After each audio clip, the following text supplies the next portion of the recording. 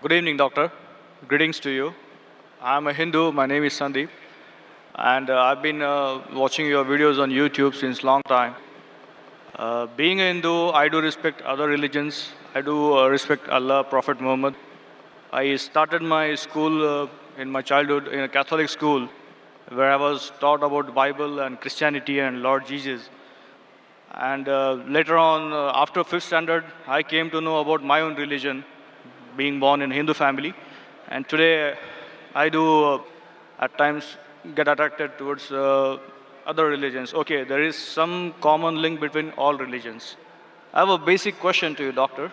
Basically, I am from the science background, a pharmacy guy. Today, I'm authorized financial consultant. So today, what I look out there in the market is many religions exist on planet Earth.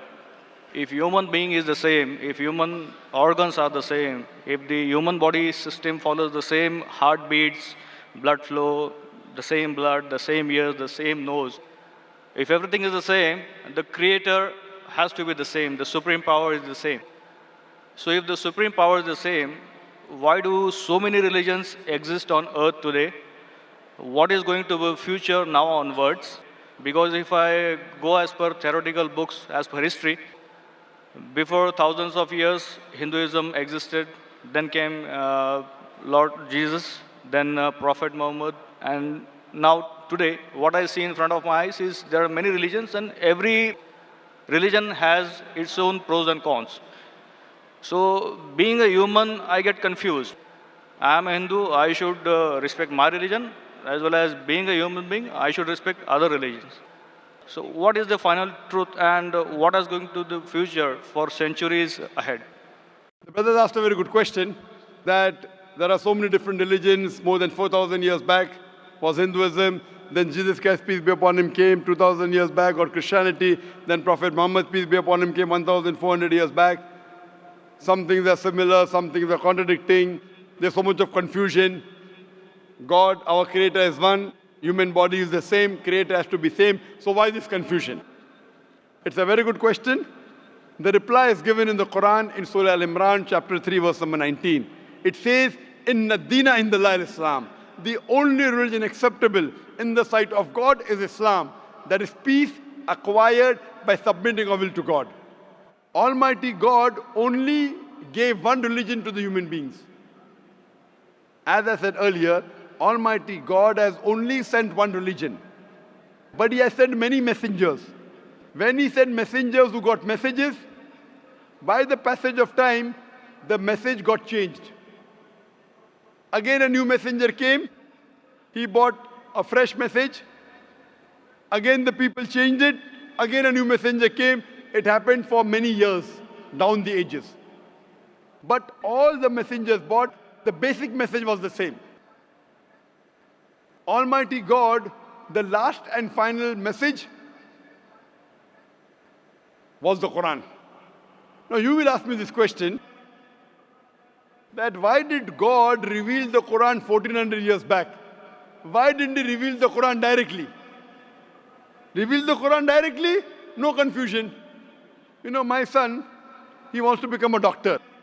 He tells me, Father, Abba, why do you put me into nursery, then junior KG, senior KG, first standard? Why you put me in school? Directly put me into medical college. I said, son, if you want to be a doctor, first you have to go to nursery, pre-primary, primary school, secondary school, medical college, then you'll become a doctor. You can't directly enter a medical college because you won't understand. So Allah subhanahu wa ta'ala, who is our creator, He knows very well that human being would not be able to grasp the complete message of the Quran if it was revealed earlier. 1400 years ago, Almighty God, who is our creator, He knows this time, the time has come where human beings can understand the message. So that's the reason previously He sent messages which were there but not complete because human being could not understand, could not grasp.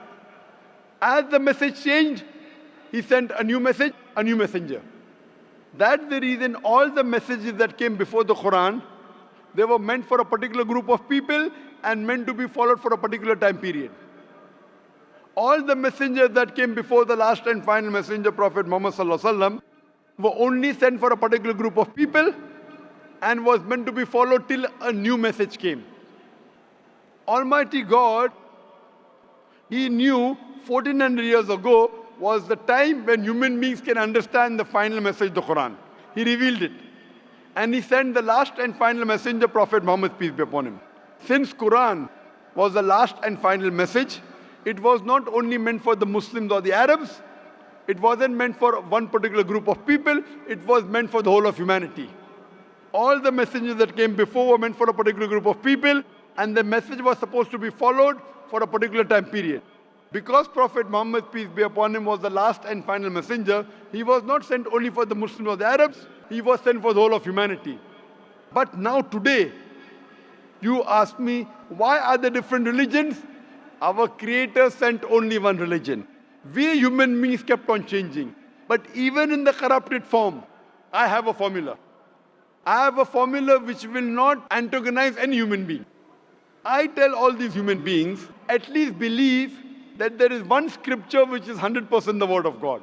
So the Hindus would not mind agreeing, I believe Veda to be 100% word of God. The Christians would say, I do not mind believing Bible to be 100% word of God. The Muslim will say, I don't mind believing Quran to be 100% word of God. So I tell them, okay, now let us agree to follow what is common in all these scriptures. What is different, we'll discuss tomorrow. Let's not fight over the differences. Let us agree to follow what is common, and at least we'll be sure that what is common in all the three scriptures, this at least minimum is 100% the word of God. What is different may be the word of God, may not be the word of God. That we can discuss tomorrow. Now, when we do a research, and I being a student of comparative religion, I've studied the Vedas, I've studied the Upanishads, Bhagavad Gita, Bible, Old Testament, New Testament, Quran. Now, when I do research, I've come to know that all these scriptures say that there's one God. All the scriptures say that God has got no image, has got no photograph, no painting, no statue, no idol. All the scriptures say that Almighty God does not beget nor is He begotten. All the scriptures say that the last and final messenger to come is Prophet Muhammad, peace be upon him. I have quoted in this session many verses from Hindu scripture that Prophet Muhammad is the last and final messenger. I have quoted from the Bible. I have quoted from the Quran. So at least let us agree to follow what is common. Bible, Vedas, Quran, all three say that you should not have alcohol. And I've quoted that in my earlier answer. All three say that you should not gamble. All three say that you should not have pork. So let us agree to follow what is common. So you have to agree that there's one God. You have to believe Prophet Muhammad is the final messenger of God. You should not have alcohol. You should not have pork. To pray, we have to do the sujood. All these are common points. So I'm asking the question that if you say you are a Hindu and you say that you respect other religions, I'm asking the question, do you believe that there's one God? As per books, I do. Do you believe that idol worship is prohibited? That's a confusing area. It's very clear in the Hindu scriptures. Yajurved chapter 32 verse number 3, Na tasya pratima asti. Of that God there is no pratima, there is no photograph, no painting, no image, no idol, no statue. Same thing is repeated in Shveta Upanishad, chapter number 4, verse number 19. Na tasya pratima asti. Of that God there is no pratima, no image, no photograph, no painting, no statue, no idol. What's confusing, brother? I mean, today my knowledge is just like an infant. No, if your knowledge is like infant, when a person of knowledge talks, you should believe it. True. So why don't you believe it then? No, as I said, I do respect Prophet Muhammad. I do. No respect. Respecting is one thing, following is the other thing. If you respect a person, you have to follow his guidance.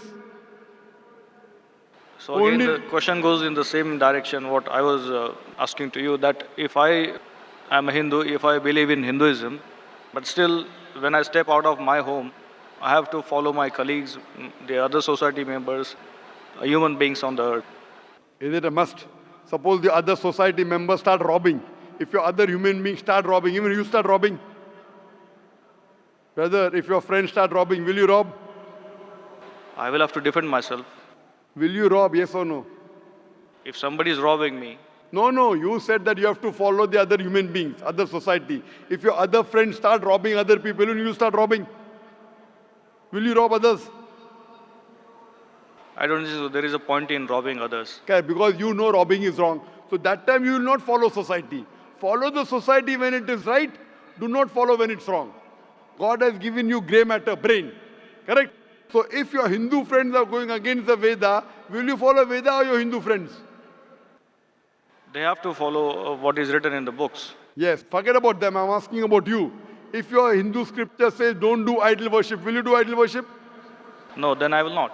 So now do you believe idol worship is wrong? Again, as I said, I have to study more. I'm not clear. No, but you study, when will you study? Today or tomorrow? When? Maybe today or tomorrow. Okay, fine. I have quoted so many references from the Hindu scripture about Prophet Muhammad, peace be upon him. Do you believe Prophet Muhammad is the messenger of God? Yes, I do. If you believe, don't you have to follow his commandments? I may have to. Why may? Again, I'm not If you clear. may believe in, then you may. If you do believe in, you do have to follow. It's simple English. If you say maybe he is a messenger of God, then you can say maybe I'll follow him. When you say surely the messenger of God, then you have to follow him surely. Why? But, is Will a it, messenger of God deceive you? but again, do I have to be a Muslim to follow Prophet Muhammad? Or No, you Islam? have to be a good Hindu also. You have to be a good Hindu and a good Christian to follow Muhammad Sallallahu Alaihi Wasallam. That's where the whole thing If goes. you are not a good Hindu, if you are not a good Christian, you will never follow Prophet Muhammad Sallallahu Alaihi Wasallam. Because Hindu scripture says the Antim Rishi, the Kalki Avatar is Prophet Muhammad Sallallahu Alaihi Wasallam. I gave references, if you want I can give again. Do you want me to give the references again of Prophet Muhammad in the Hindu scriptures? I did listen to your references. I need to go through them. Fine. So inshallah go today. Tomorrow, I would give you the first chance and there's a lady there. You too, I would give the first chance. Then I will call you a truthful person. Go today, Google, check on the net. I gave at least 100 references. There are more than 100 in my lecture. If you see on Hindu scriptures talking about Prophet Muhammad Sallallahu Alaihi Wasallam, talking about one God, talking not to have alcohol, not to have pork, not to gamble. What is different we'll discuss tomorrow. At least what is common we should agree. So when you are talking about getting human beings together, I'm giving you a formula which will not offend you. I'm not telling you follow that which is not mentioned in the Hindu scripture. I'm telling you follow what is mentioned in Hindu scripture and the Quran. 100% you will be a good Hindu, good Christian and even enter into Islam. May not be good Muslim, at least enter, and then your scripture says you have to follow the guidance of the last messenger, you have to follow the Quran. So if you follow the Quran correctly and the sayings of the Prophet Muhammad Sallallahu Alaihi Wasallam, you will be a good Muslim. And I'm waiting that inshallah if we can do it today, tomorrow inshallah we can interact. Thank you very much, doctor.